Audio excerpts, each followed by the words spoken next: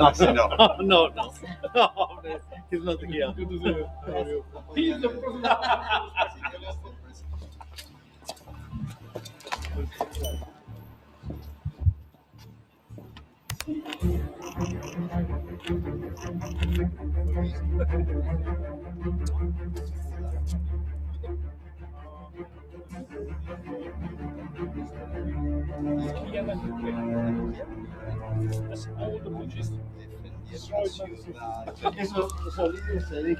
Those leaders. En la conferencia hoy que voy a dar en CIPAC, de hecho voy a estar mencionando su correcta visión en los temas migratorios, porque de hecho cuando la inmigración no se adapta culturalmente al lugar donde va, deja de ser inmigración para convertirse en invasión.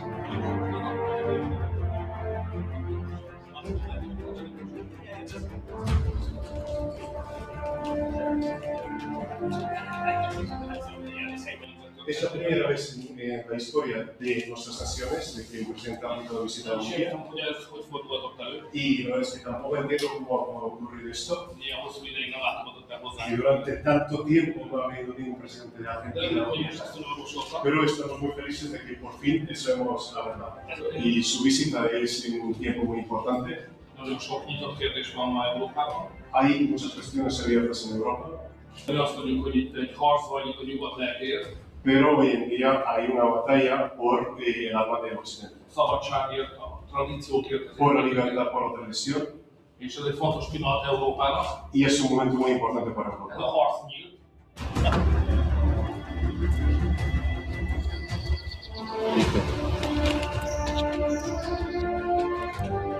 Poder dirigirme a todos ustedes y hacerlo después de alguien tan importante como Alice Weidel, que va a cambiar la historia de Alemania, y hacerlo un poco antes de mi gran amigo Javier Milei, que ya está cambiando la historia de Argentina. Me siento absolutamente honrado de poder intervenir en este momento. Queridos amigos. Hola a todos, yo soy el león.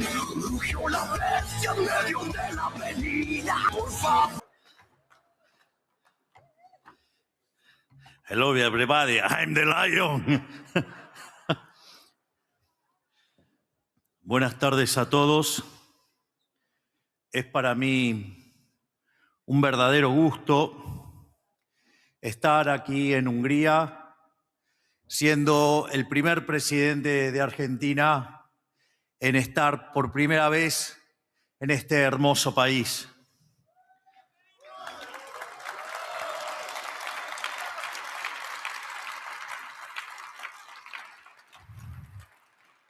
Un país que admiro por tantas mentes brillantes, en especial por uno de los más grandes genios de la humanidad, como fue, por ejemplo, John Boy Neumann, y toda una tradición de grandes matemáticos.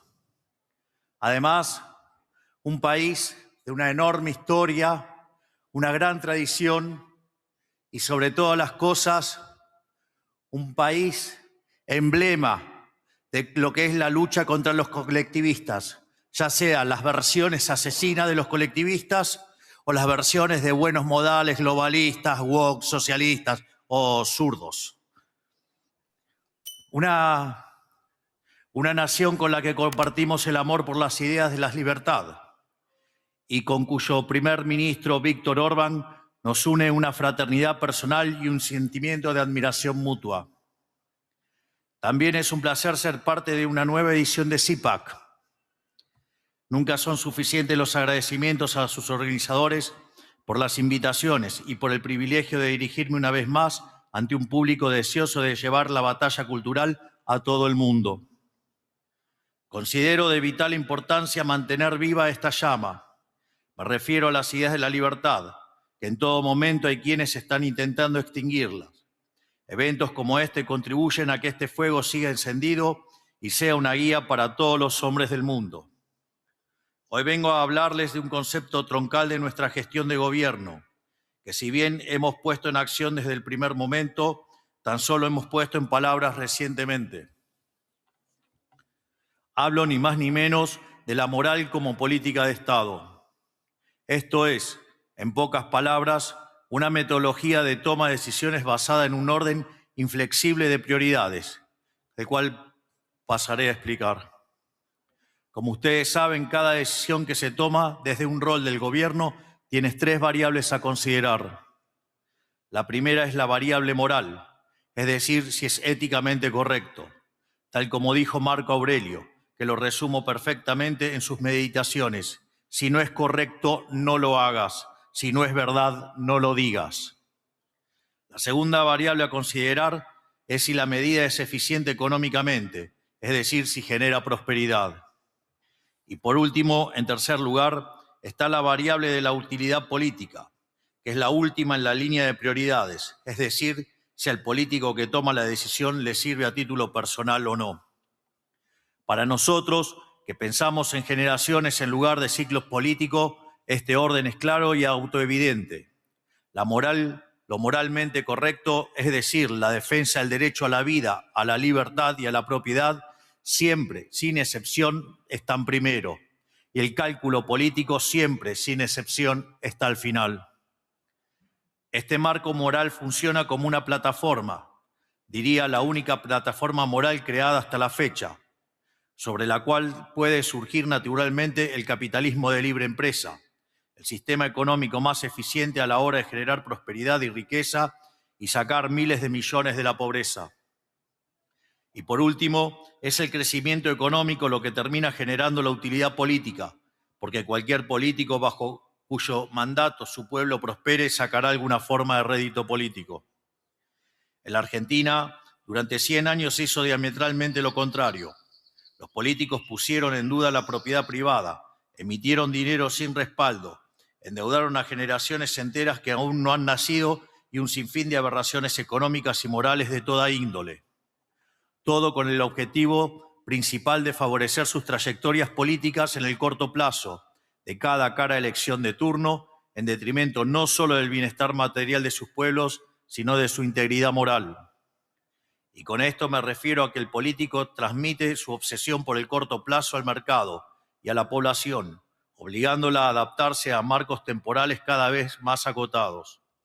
Es decir, el Estado, que debería más que ningún otro actor en una sociedad apelar por los intereses a largo plazo de una nación, termina sin poder pensar siquiera a 3 años.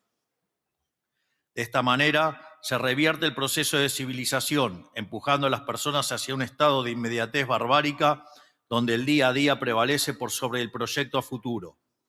Y en ningún momento queda esto más claro que en los procesos inflacionarios, en donde la incertidumbre por los precios del mañana llevan a una destrucción del ahorro y la producción de hoy.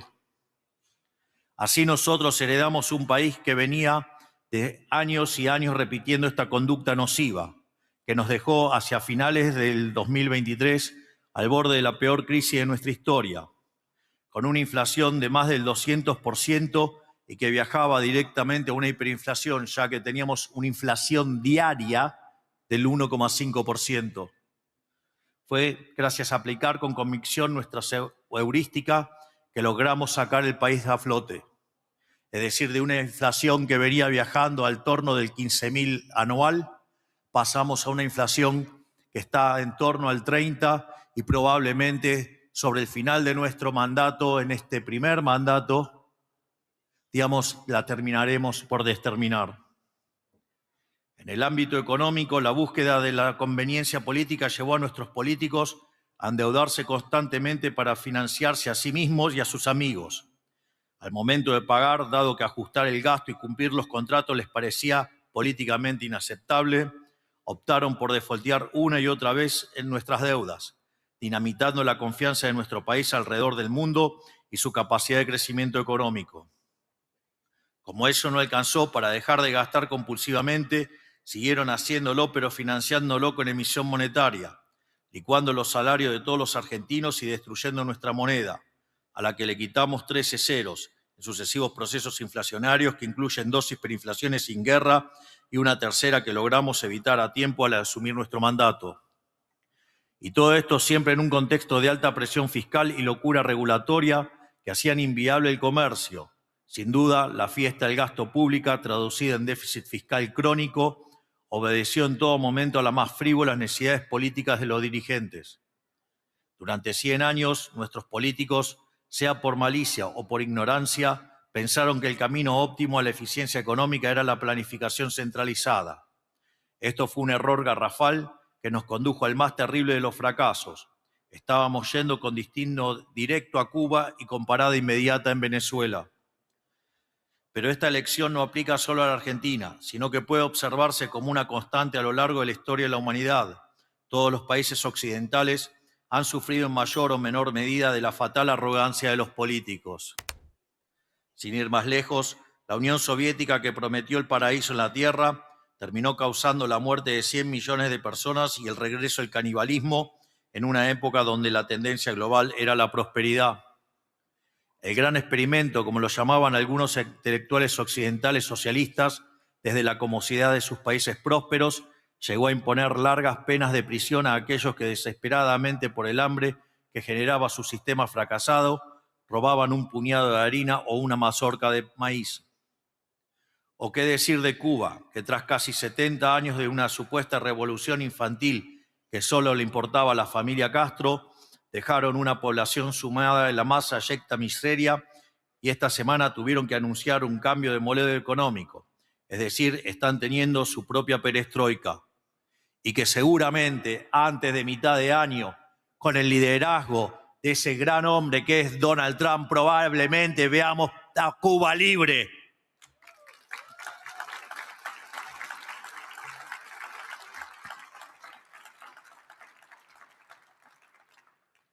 En cada uno de los casos podemos ver que la toma de estas pésimas decisiones que sacrificaron la libertad en el altar de la supuesta eficiencia fue guiada por la utilidad política. La planificación le da infinitos recursos al comunista de turno para hacer lo que le da la gana, y todos estos errores o maldades ocurrieron porque abandonaron pensar primero que nada en el orden moral, o mejor dicho, lo hicieron obedeciendo a su propio orden moral retorcido. Por eso llamamos comunistas a quienes quieren transitar el mismo sendero en los países occidentales, que lograron acumular riqueza haciendo exactamente lo contrario. Y eso vale también para los que son de buenos modales, los socialistas de buenos modales, que se arropan de gente buena y que en fondo dictan políticas que exterminan naciones. Porque si bien ellos siempre reniegan de los sucesivos experimentos fallidos y buscan desmarcarse llamándose a sí mismos socialistas o socialdemócratas, comparten los mismos principios. Por todo esto nosotros, como ya expliqué, tomamos el camino opuesto. Aunque todos dijeran que era imposible, en nuestro primer mes de mandatos hicimos el ajuste más grande de la historia de la humanidad sobre el gasto público para afrontar nuestros pagos de deuda y así comenzar a recomponer la credibilidad de nuestro país. Más o menos para que tengan un orden de magnitudes, bajamos el gasto público en términos reales un 30%, es decir, un ajuste de 5 puntos del PBI que decían que era imposible hacerlo a lo largo de un mandato y lo hicimos en un mes. Porque en un Estado gigante que explota a sus ciudadanos, lo justo es, antes que nada, bajar el peso del Estado. Aunque todos dijeron que era imposible, a los 6 meses de nuestro mandato eliminamos todas las fuentes de emisión monetaria para dejar de estafar a los argentinos con señoriaje y así recomponer la confianza en nuestra moneda, condición fundamental para poder crecer económicamente. Concretamente, esto hace referencia al déficit cuasi fiscal, es decir, el déficit del Banco Central, que era del orden de 10 puntos del PBI. Y eso lo pudimos arreglar en 6 meses. Quiere decir que en el lapso de 6 meses, en nuestro gobierno, hicimos un ajuste de 15 puntos del PBI. Es decir, le devolvimos a los argentinos de bien cerca de 90.000 millones de dólares.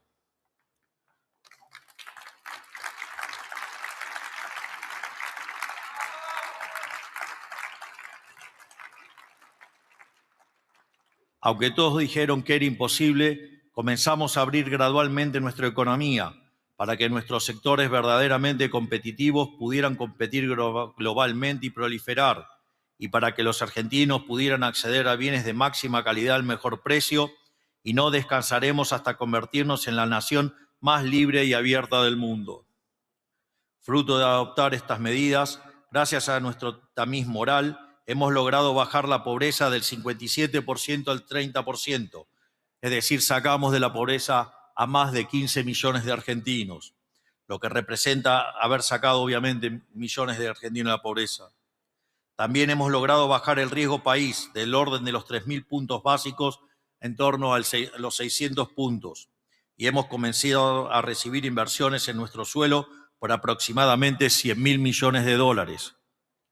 Aquí en Europa, por el contrario, llevan décadas tomando la matriz decisoria opuesta.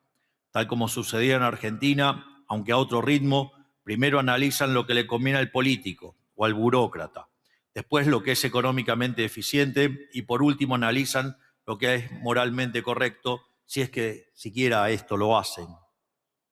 Y lo hacen siempre disfrazado de virtud. En nombre de la compasión atacaron la propiedad, en nombre de la igualdad destruyeron el mérito, en nombre de un universalismo vacío cedieron la soberanía de sus naciones a burócratas que nadie eligió.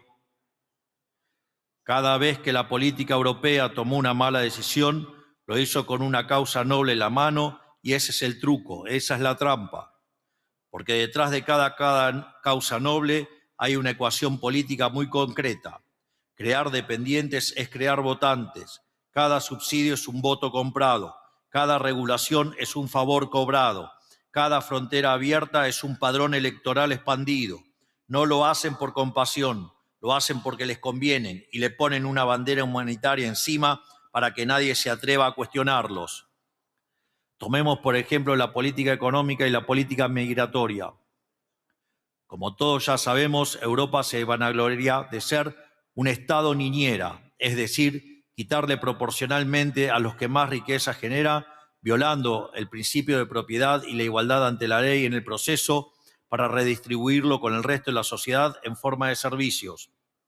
Dicho de otra manera, ellos consideran que la economía es como una torta.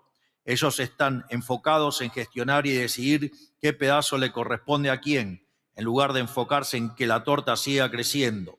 Eso genera estancamiento económico con el que se observa hace tiempo en una región. Y cuanto más alejado del individuo se encuentra la cumbre del poder, peores son las consecuencias de este intento de planificación.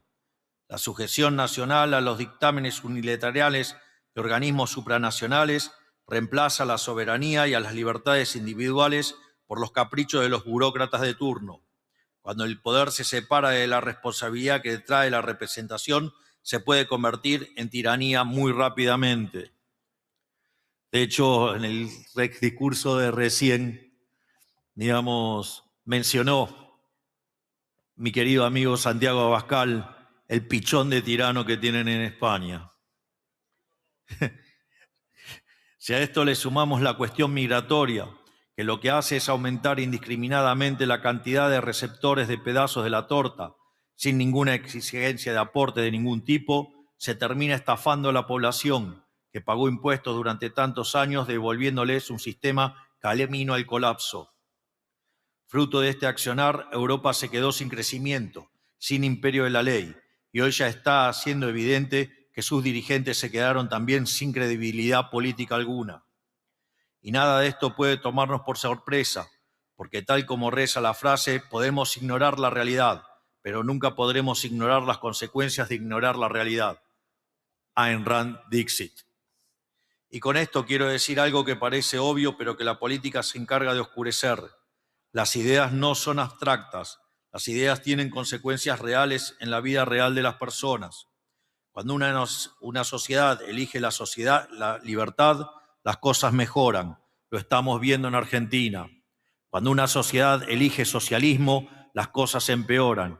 Lo vimos en la Unión Soviética, lo vemos en Cuba, lo vemos en Venezuela, lo vimos nosotros durante 100 años de decadencia progresiva en Argentina. No es una cuestión de suerte, no es una cuestión de recursos naturales, no es una cuestión de historia o geografía, es una cuestión de decisiones.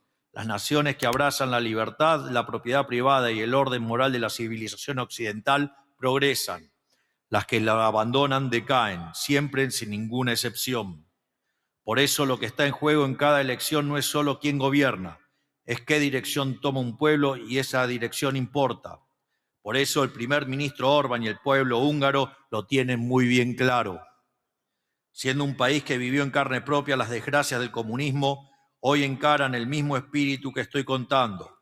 Depositaron su confianza en la determinación y el coraje del primer ministro Orbán para llevarlo adelante, y vaya que es alguien digno de admiración por su enorme tarea. Hungría se ha convertido entonces en un país que decide hacer lo correcto por sobre lo que está bien visto. Ese accionar implacable los llevó a mantenerse firmes con la política migratoria, yendo a contramano de toda la región que lo presionaba para abrir sus fronteras. En contrapartida, Europa, por culpa de hacer lo que dejaba bien parado a los políticos en titulares de diario del mundo, hoy se encuentra ante una crisis desproporcionada en esta materia y tantas otras. En este sentido, yo siento que con mi amigo Víctor tenemos algo importante en común. Ambos empezamos a dar estas batallas mucho antes de que fuera popular darlas. Cuando yo decía en Argentina que el socialismo nos estaba destruyendo, era un paria. No me invitaban a los programas, no me llamaban de ningún partido. Los periodistas me miraban como un loco y sin embargo seguí diciéndolo porque era lo correcto.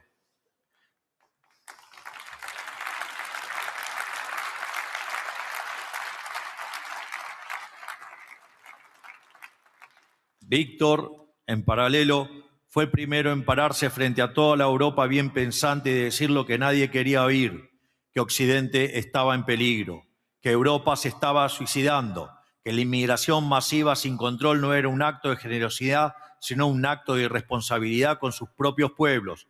Lo dijo cuando todavía le costaba caro decirlo. Eso se llama coraje.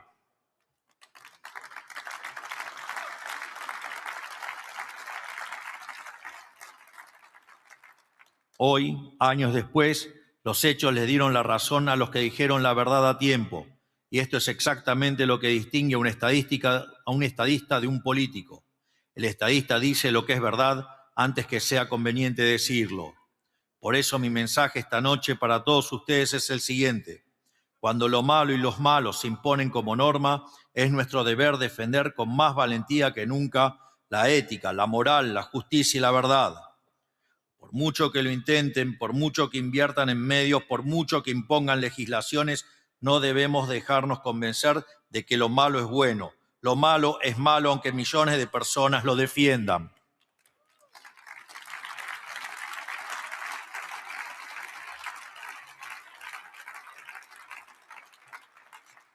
En este sentido quiero adicionar una frase que está en la novela Eneida de Virgilio, que solía repetirla Ludwig von Mises.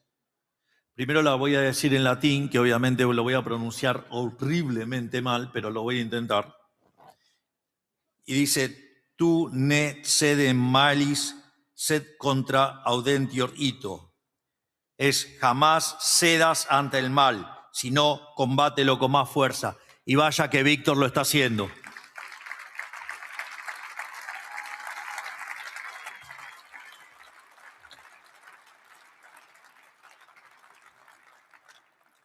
Hoy estamos ante una reconfiguración del orden mundial y la forma en que nos insertamos en este nuevo mundo que está naciendo determinará el destino de nuestras naciones.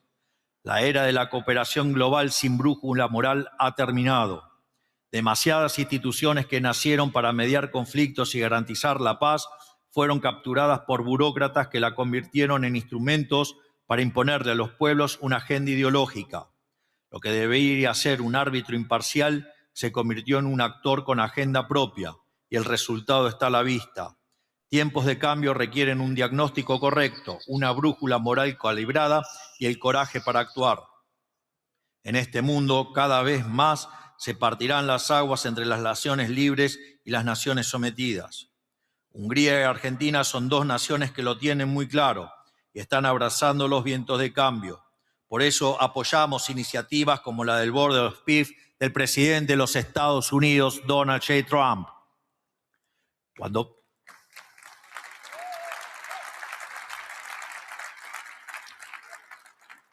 Cuando países que comparten principios actúan con decisión y coordinación, se logran avances reales sin quedar atrapados en la inercia o en la ambigüedad que muchas veces paraliza a ciertos organismos internacionales. Argentina se sumó desde el primer día porque creemos en una diplomacia que asume riesgo para alcanzar la paz. En nuestro país ese camino ya empieza a dar resultados concretos. El orden macroeconómico, el respeto irrestricto a la propiedad privada, la defensa de la vida y la recuperación de reglas claras han devuelto previsibilidad, inversión y crecimiento. Ese proceso no pasa desapercibido en la región y en el mundo. Cada vez más países observan esta experiencia como una referencia y comienzan a recorrer una senda similar. Por dar un ejemplo, ahora Argentina está en condiciones de garantizar la seguridad energética de Europa. Estamos viviendo una fiebre del oro en inversiones de energía. Imagínense que para 2030 exportaremos arriba de 30.000 millones de dólares por año. Europa buscó durante años la independencia energética. Nosotros le ofrecemos algo mejor, un socio confiable con reservas enormes y un gobierno que honra sus contratos. Argentina vuelve así a ocupar un lugar de protagonismo, no desde la imposición, sino desde el ejemplo y de lo que tiene para ofrecerle al mundo, impulsando un movimiento más amplio que busca recuperar la grandeza de la América sobre la base de la libertad. Ese movimiento ya tiene nombre en nuestro continente. Es la decisión de hacer grande a América nuevamente.